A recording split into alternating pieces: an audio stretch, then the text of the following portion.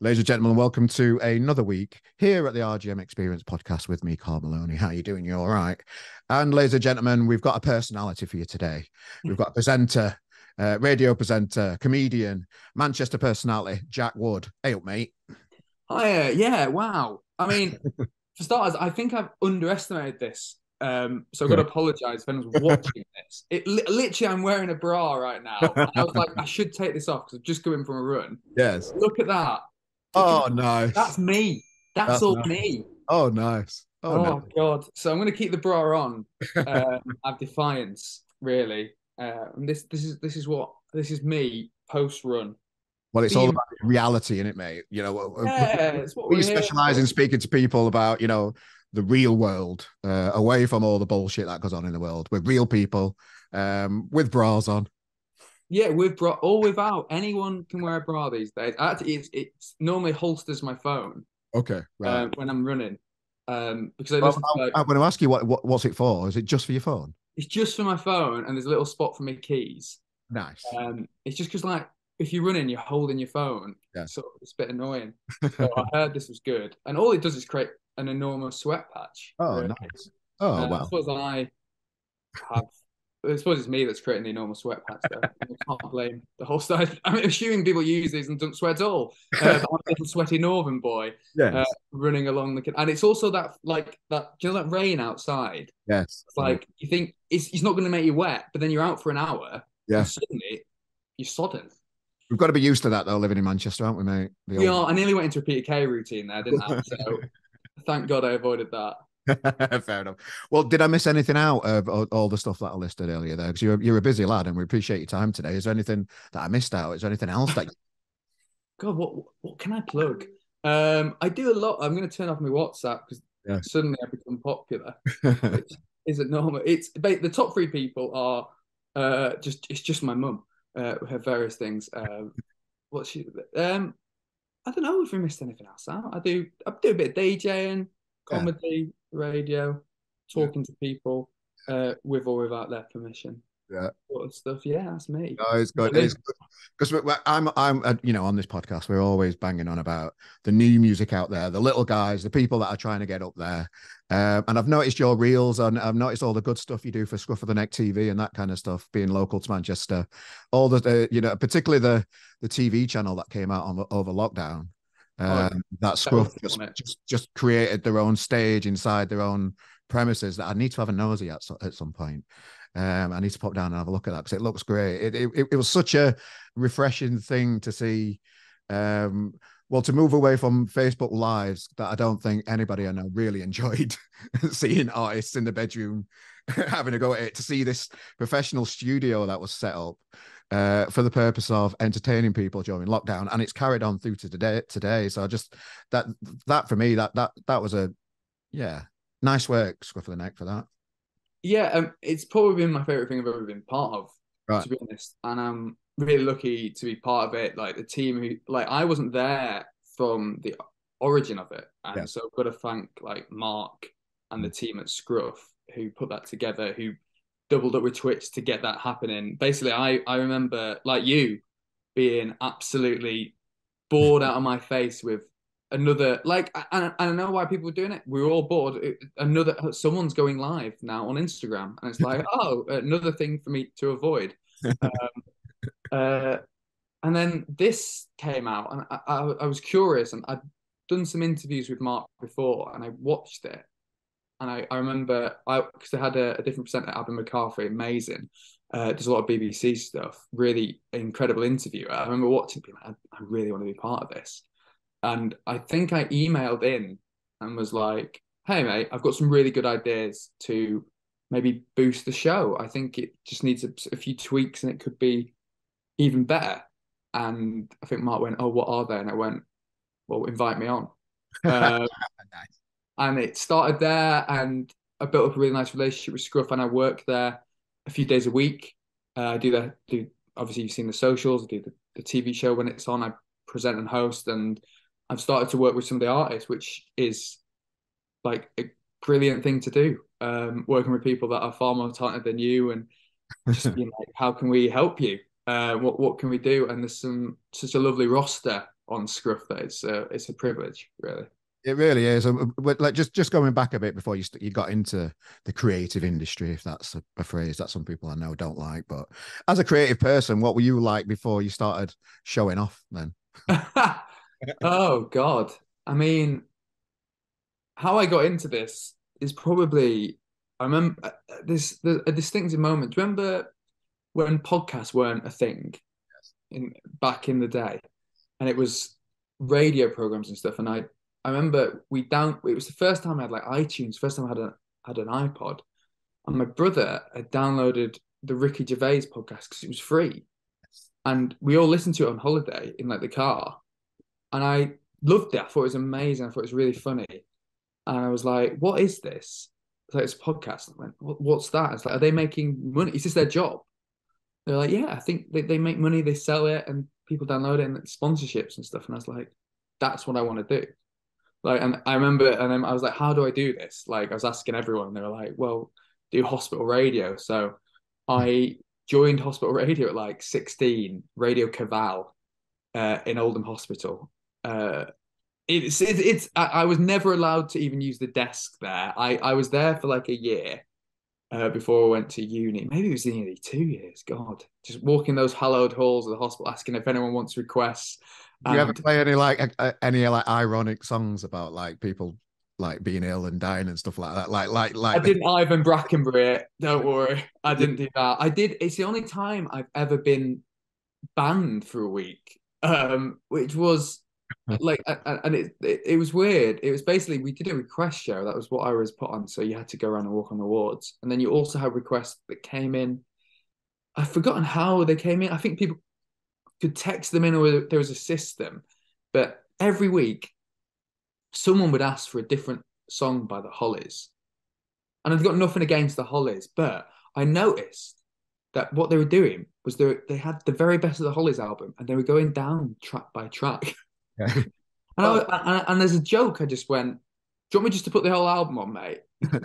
Like, and apparently they were really upset, and I felt really guilty. They're really upset that I'd taken utmost in their request. So the hospital just went, "Nah, you can't come in next week." It's like, what?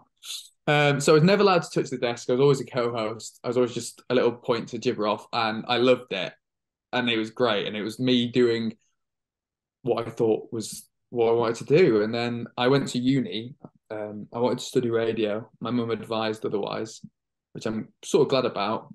So I did psychology at University of Nottingham, and I joined there. And I joined Nottingham mainly because I heard like they'd won the Best Student Radio Award like a few years in a row. So I made sure I got the grades to get into that uni because I wanted to be part of the radio station.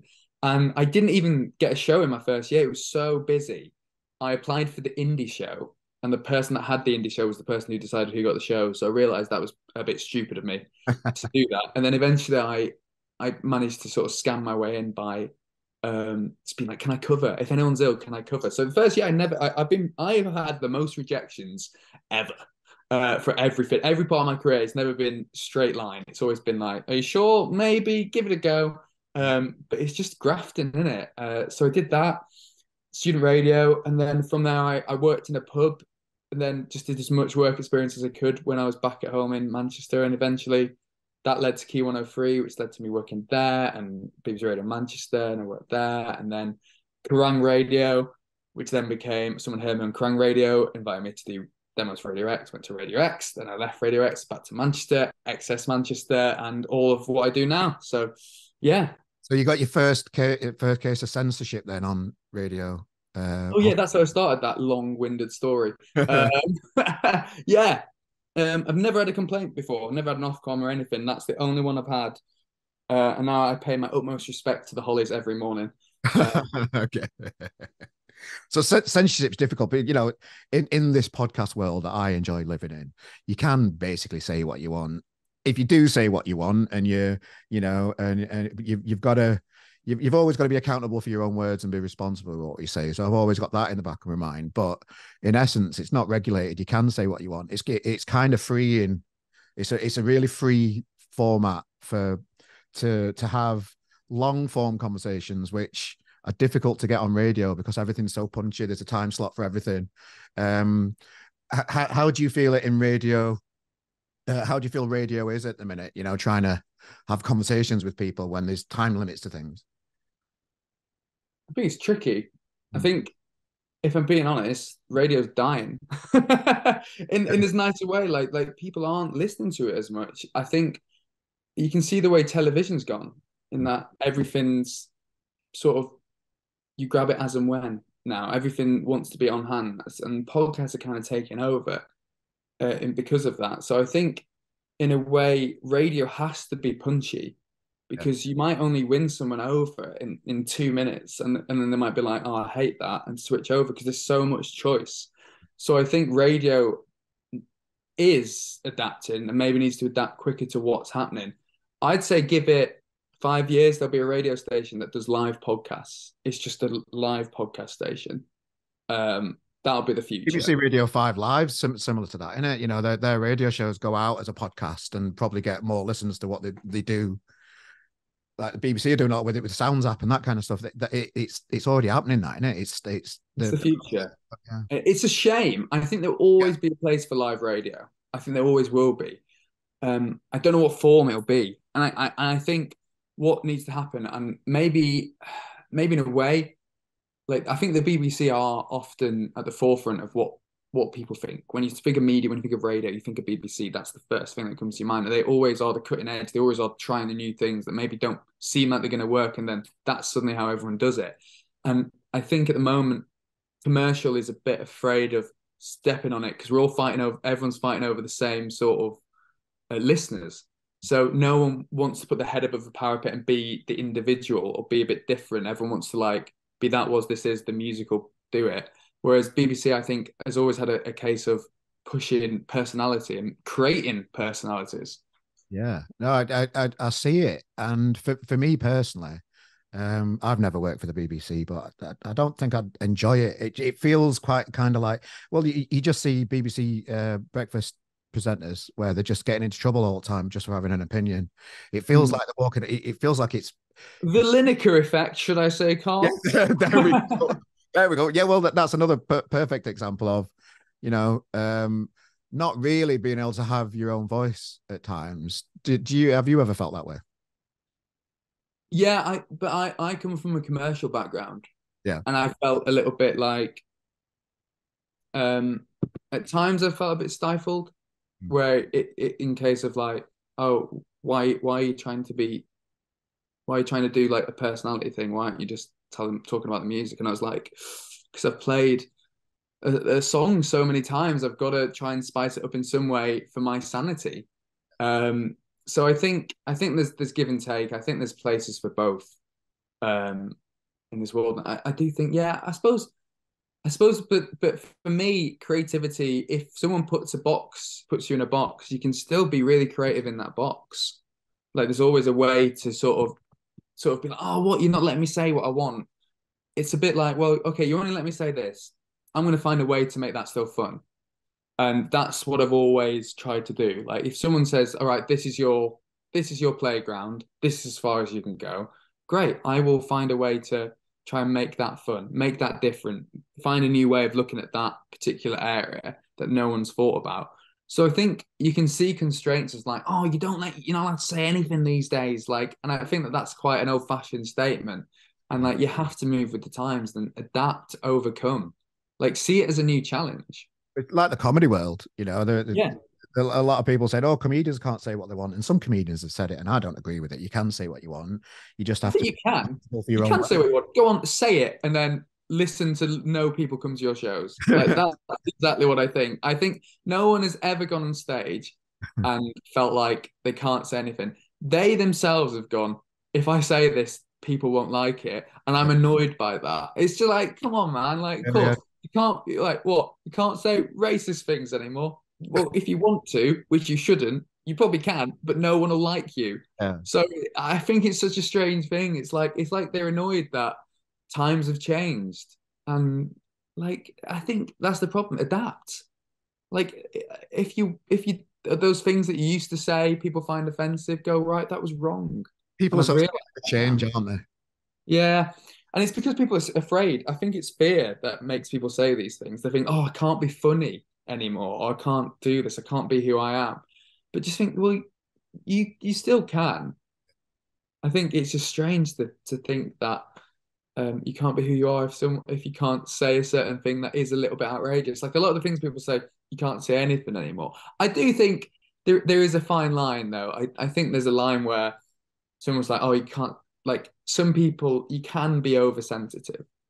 And I think there's a line and you have to know the line. Mm. And you have to know what's right.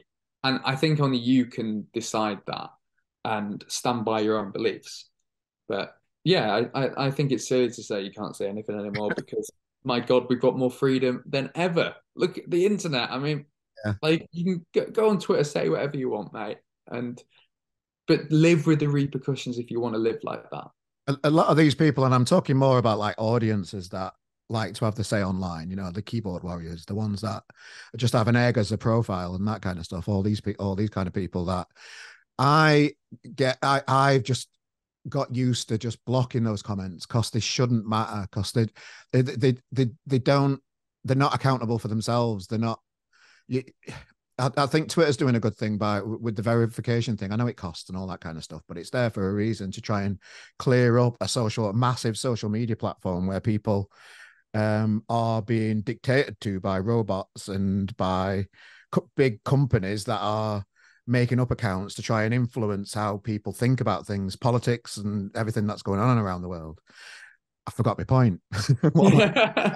You know, when you start off on something, but you know, there's an environment around us all that people like to have a say without accountability, I think. And the thing they're doing with Twitter, I think is great because that's giving people accountability. And I've always said around social media, you should upload your ID to be Yeah. accountable for what you say online because there's not enough of that yet. Even on Facebook and Instagram, there's none of that now. Oh, totally. How do you feel about like that kind of stuff? Well, I went on a rant there. I do apologize. I think yeah, I it's interesting in a way because what Twitter was supposed to be as a community, it's supposed to always mimic reality, I guess, and that you wouldn't go into a crowded room and where no one's listening to you and just shout something, an insult. You wouldn't do that. No one in their right mind would do that. And if they were, you'd probably be like, you really need some help. But there is something about the anonymity that creates this idea that you're like, right, yeah, let's do it. And I think it still is these people need help. And I've had it. I've had people be offended by me. I've had people hate the things I've done and like tweet at me. I mean, I think when you're on a radio station, a live station, Ah, you yeah. wouldn't believe the stuff that I mean, a lot of it is positive, but you remember the negative more than anything. And like my friend, when I was on Radio X, I used to do handovers. I used to do weekend breakfast on a Sunday. So that was 8 a.m. and my friend was on at 6 till 8. And I used to be stay on for a minute. We'll have a handover. So that's like old school radio. Uh, this doesn't happen anymore. Um, and it was funny. It was my favorite part of the show. It was just daft. He'd been up for hours. And I just got in, so I was knackered. And it was really funny. And I remember someone tweeting being like, I don't know who's more annoying, um, Jack Wood or Mikey Lavin. And they were the two lads that were doing it. And it was like I think he got it framed, like something like we kept it, and it really makes me laugh because the amount of people that found it funny, the one thing that sticks in your mind is the one person that hated it, and it's so silly to have that's people will go out of their way to be negative about you and let that be heard, and I've never done that really. If I've not liked something, I've not sat through it outrageously, and this person would listen throughout my show, which was the weirdest thing, and then tweet about things. And I often found that like someone did, I once responded to it with something funny, and then they were like, "Oh, you're all right, actually." Yeah. Some people just want attention, and they Yeah. don't know how to get it. I think that's a good example. As you know, being in the public eye a little bit there, how do you deal with negative things mentally? Oh, I mean, I'm really lucky that I've got. I mean, I've never really had. I'd say, like, luckily, like in the world of the public eye, I'd say it's my toe that's really in it. Yeah. Like I've not gone mad into it, thank God. Um, and I don't know. I just think I think you got to think of it as a balance that like I'll put something out and a lot of the majority of people probably like it and you can fixate on the negative and you can think, oh, well, I better stop doing that because that person didn't like it. But then they've won. So Yeah. I think, yeah, like some of my stuff I've probably done, I probably would look back and be like, that was shit. They might have been right. And fair play to them. But mentally, it has bothered me, I suppose, in the past, but it's never really left a lasting mark. It's been like, oh, that was a bit annoying. Oh, am I doing this right? And then it'd be 2 days later, and I do the same stupid thing again. So I don't know. I guess I'm quite lucky that like my family are really supportive and like my friends are really supportive, so that I kind of know that they've got people that aren't in the sort of media business, and I can kind of go, "What do you think of this?" And they go, "Oh, it's pretty good," and but they're not bothered. They're not bothered if I succeed or don't succeed. They're not bothered if I've had thousands of views on a video or zero, because they're just normal people. Like all my friends are engineers, weirdly. Um, so like it's really grounding that they don't care. Yeah. So I was like, oh great. And like half the time they've not seen any of the stuff I'm doing. I'll tell them retrospectively, and they'll be like, oh, that's good. And like that's the reaction. You need to just think about that. Like even the people that truly love you don't really care. So the people that don't know you, they don't really care either. So that's the joy of it. That rings true with me. You know, doing this podcast and stuff, I have some exciting guests on sometimes, and I tell my friends, like they're all like builders, scaffolders, and all that kind of stuff, and it's just like the least impressive thing that they want to hear. They just want to talk about just I don't know other stuff. But it's a funny old world, and it's a funny old world. And what is a funny old world is watching your videos walking around the Northern Quarter, speaking to the community of Manchester around music topics. I always find that entertaining. You get some there's a mixed bag out there, isn't there, mate? Well, what I love is because where I always think I need to go outside the northern quarter, and I should do. I should try going further afield. But I love that like half the time I'll get students, I'll get people, I get such a nice mix of people, and I genuinely love talking to them. I find it so interesting the stuff that people listen to and their opinions on music, and yeah, it's brilliant. I think it's such a gift that I'm able to do it and they're so funny. Like they're far funnier than me, and we get characters all the time. Like I'd say every other week, and then you have like the likes of Blossoms that are like are picking up our videos because someone said Blossoms are overrated, and they're reacting to Yeah. it. But that's what I mean. Look at that. Look at Showing that as a on perfect album award, example. wasn't Yeah, he's holding up his Radio One thing, and someone still wanted to have a go at him. And I find that but that's the perfect example that no matter how great you are, someone's going to think you're shit, and you've just got to accept it.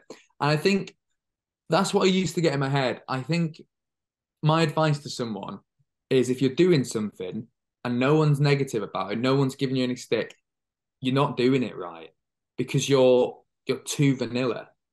Like if everyone's like, yeah, it's fine. Yeah. What's the point in just being Sorry. fine? Be something more. Be something that people go, what the fuck is that? Like that's the way to be. Like I do think because I've seen so many, and you'll have it where, and there's some lovely presenters, lovely people, and they're really funny in real life, and then you hear them on the radio or doing something, and that they sort of stifle themselves because they don't need to go further. And I'm like, are you not bored? Yeah. Like I think the world needs more people that are a bit willing to put themselves out there, and I love people that do. And I think that's why I love working with like these young artists who will push themselves, and they have to stand out, and it's incredible. Have you had any weird experiences talking to people out in the public, Oh, all the time. I mean, everyone's sort of strange. Um, or anything like that were a bit too intense? yeah, they don't normally make it Oh, onto the okay. Reddit really. One thing that we used to have a lot, less so more now that people sort of recognize that we're going to do it and put it online, is we used to have people that would record Right. and I'd edit the videos and they'd be about to go up and they'd go, I get a little DM on our Instagram and it'd be like, can you not, I was this person in this hat, can you not put it on? And I was like, you said you like Beyonce. Like, I don't think anyone's bothered, but they've found us and they've realized like people because again, people love to like go like, that's not the worst song, you know, you've got no taste, and some people do find that hurtful, which is fair enough. We don't want to exploit anyone, so we'll never put up a video that someone doesn't want us to. We always ask permission before we film anyway. And I'll never, I'm not one of those people that runs up to you before you've even spoken and go, what's your favorite song? Because I don't like that. I like being polite, be like, do you fancy a chat?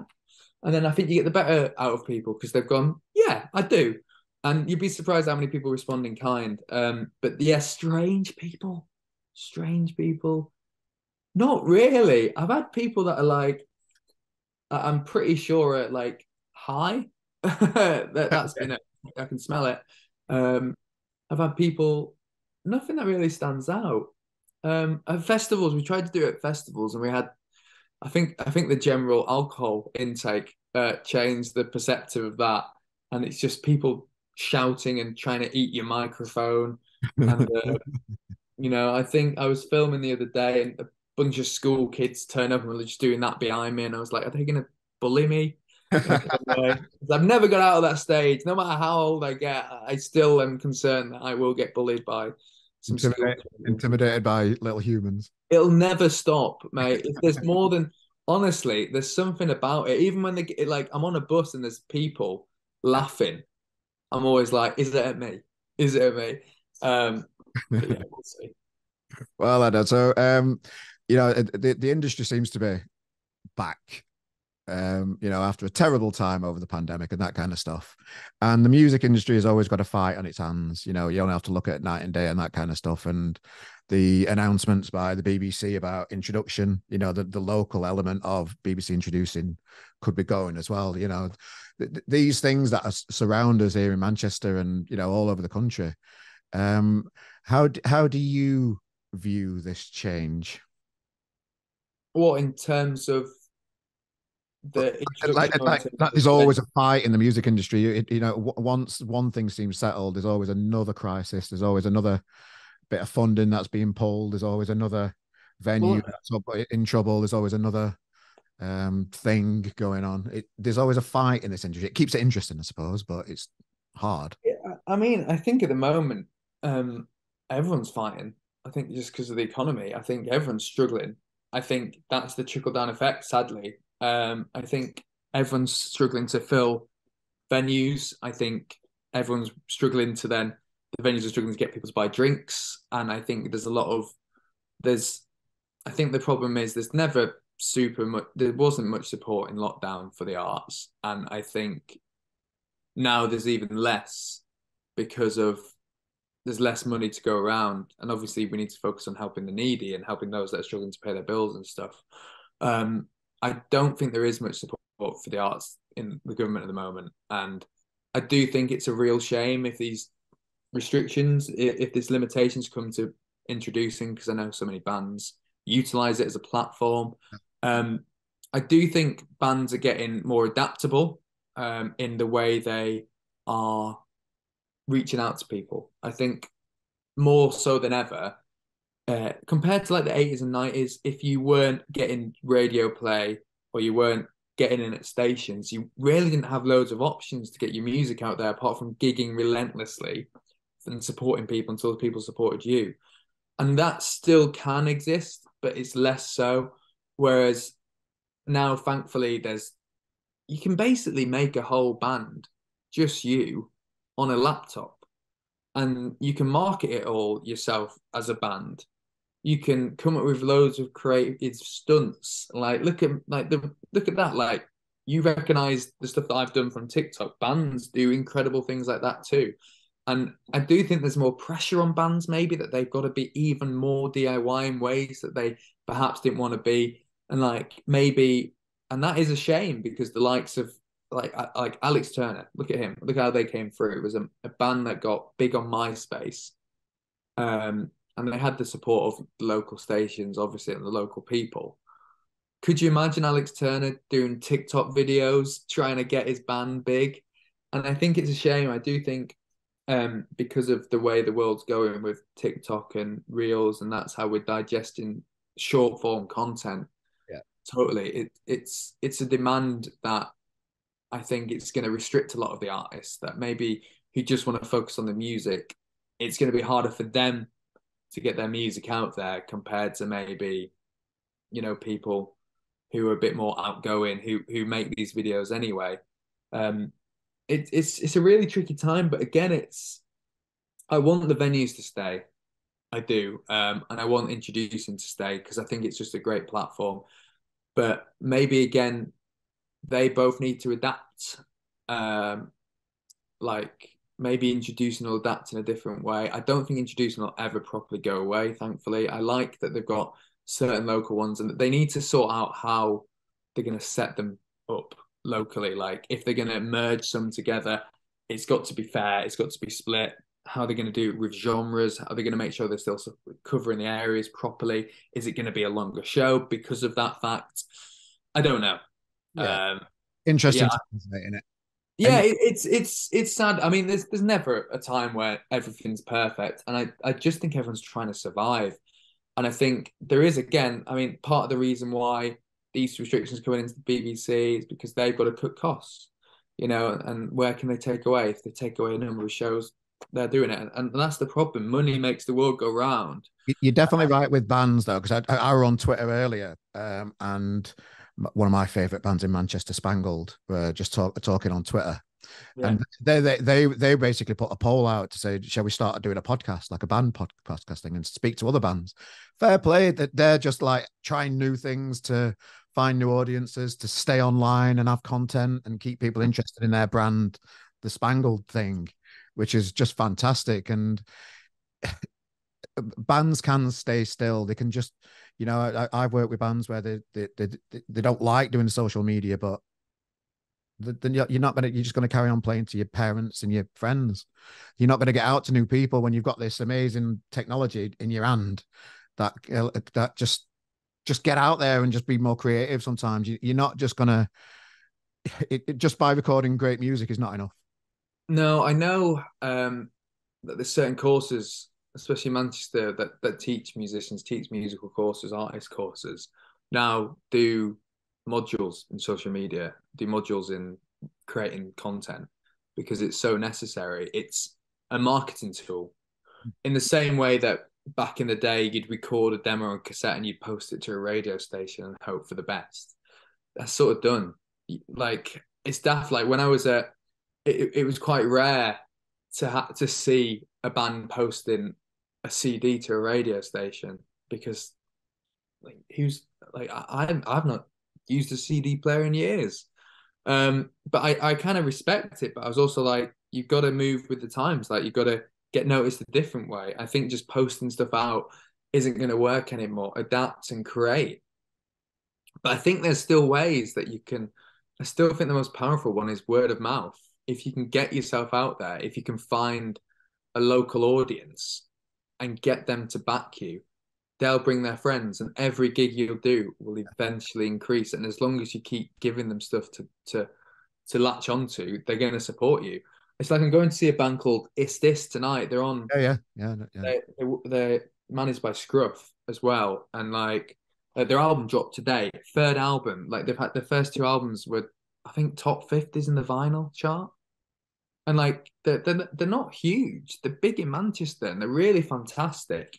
But there's a sort of, they don't do loads of like TikToks or silly reels, but they found a way to carve a niche in that they do good gigs. They've gigged the hell out of it. They've created a local thing. They're playing the Ritz, which is a big venue in Manchester.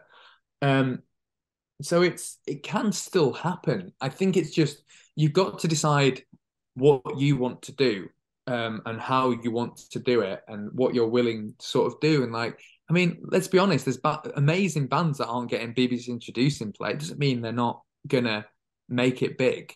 There's amazing bands that aren't getting booked at certain venues. That doesn't mean they're not gonna make it big. They'll just go, right, that didn't work. What's the next plan?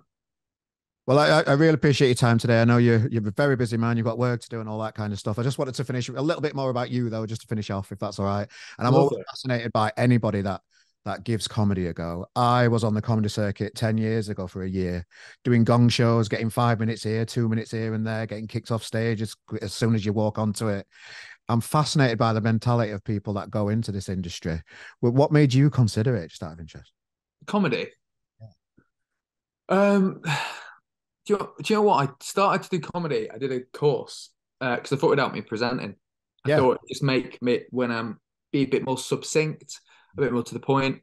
And I think you can think you're absolutely hilarious when you're sat behind a mic in a room on your own.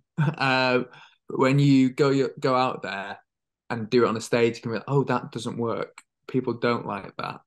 And I think it's humbling in a way. And it's I've always but I think a lot of people that get into the music industry, you'll start by trying to be a band. Like, and I tried to be in a band for a while. We weren't amazing, and I was the front What was the man. band name? I've got to ask. The Little Meisters. It was Oh, supposed to be the Little Mesters because of my granddad.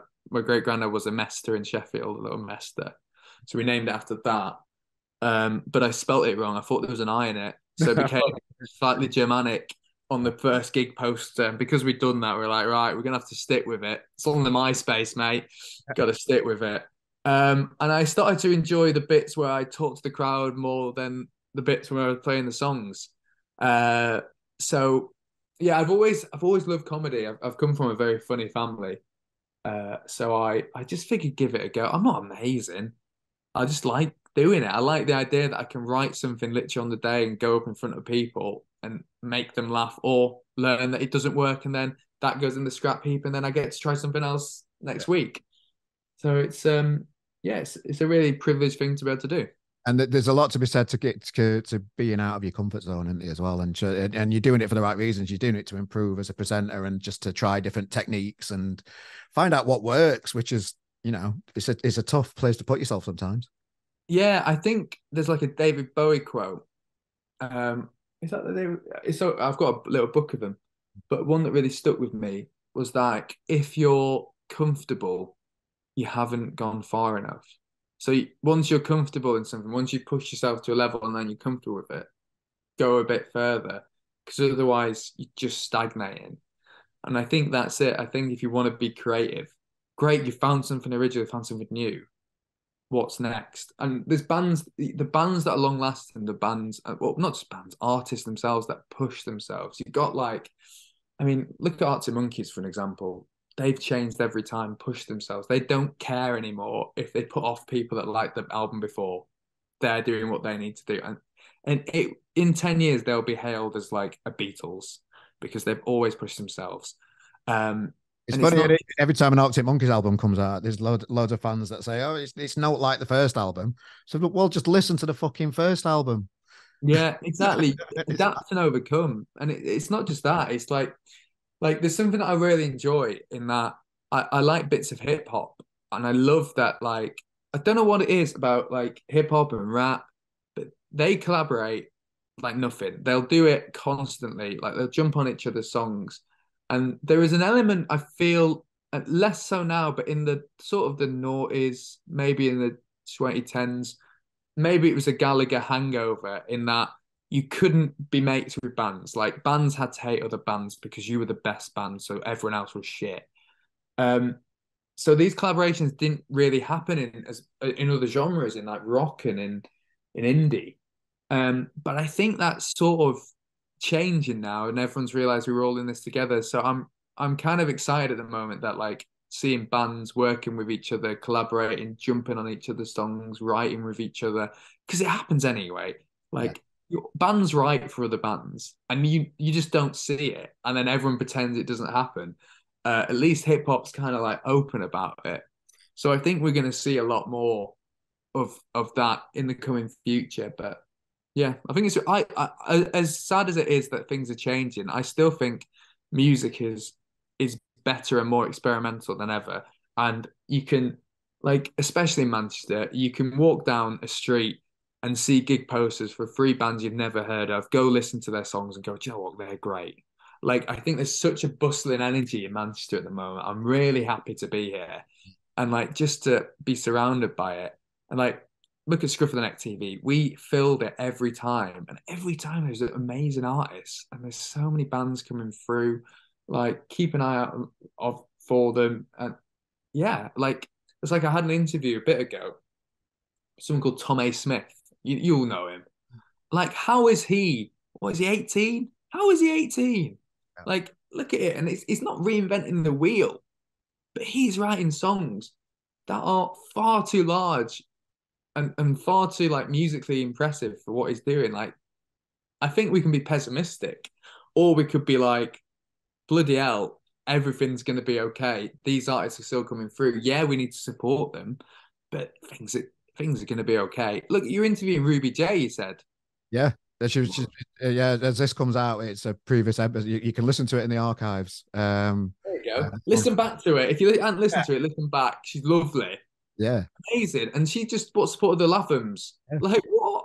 Like amazing. Like so much confidence, so much talent for someone so young, and like she'll whether it's this project or her next thing, she's gonna be big, and like it'll happen, and you just got to keep working and grafting, and like yeah, there needs to be that support there, but the support that you have will maybe that'll change, maybe it'll be something else. But I think as long as there's people that love music, which I think weirdly there's more music lovers than ever because of the way streaming services work. You don't have to commit to an album. Like I think when I was young, it was like you liked indie or you liked rap. That was your thing. But then I think that was because you had to buy an album. You had to really commit, so you felt stronger. Now I can be like, do you know what? I'm gonna have a little. I'll listen to the album. Maybe I won't listen to it again, but at least I get to give it a go. Isn't that brilliant? I love that, and I want to thank you for your enthusiasm and the support that your enthusiasm is infectious. Thank you for all the stuff that you're doing, supporting new bands and that kind of stuff, Jack. Really appreciate it, mate. Keep on cracking with the comedy. I'm off to. Thank you. I can't make the assist gig tonight because I'm going to watch Stuart Lee at Lowry. Oh, I see where your loyalties lie. I think it was booked like 6 months ago, so you kind of like you can get clogged up with these kind of things, don't you? But No stress. I'll tell the lads. It's yeah, fine. I understand. we RGM are covering it though. We have got somebody else covering it as well. It's Oh, just lovely. I'm not personally in the room, but we've got loads of people sharing the gig tonight. Keep sharing your stories, mate. I love the stuff that you're doing. Really appreciate your time, Jack, mate. Thanks for your Thanks, time. mate. You're smashing it too. It's Thank really you. nice to meet you.